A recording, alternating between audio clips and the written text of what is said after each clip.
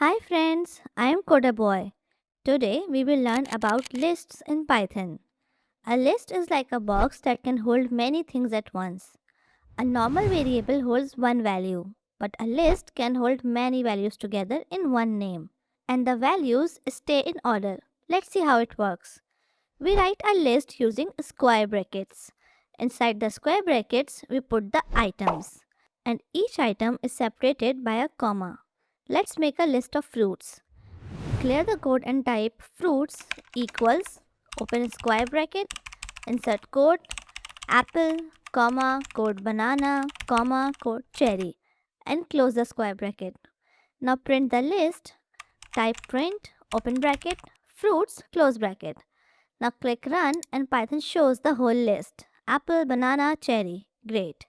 Now what if we want only one item from the list? To get one item, we use square brackets with a number. But remember, Python starts counting from 0. So the first item is number 0, the second item is number 1, and the third item is number 2. Let's try it. Type print, open bracket, fruits, open a square bracket, 0, close a square bracket, and close bracket. Now click run and Python shows apple because apple is the first item and the first item is at position 0. Now change 0 to number 2, click run again and Python shows cherry because cherry is at position 2.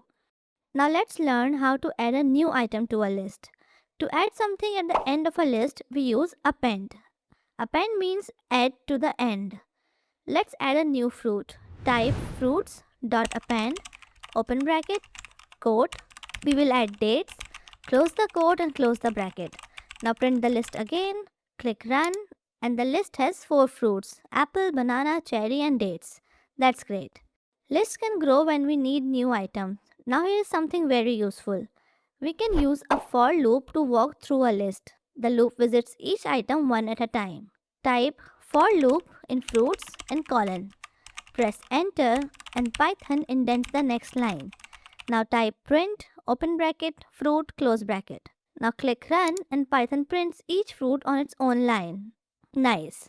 So remember, a list holds many values. Lists use square brackets, items are separated by commas, Python starts counting from 0, we use append to add a new item, and we can use a for loop to visit each item in a list. In the next video, we will learn about random numbers. Random numbers help us surprise the player and make fun programs. I'll see you in the next video. Goodbye.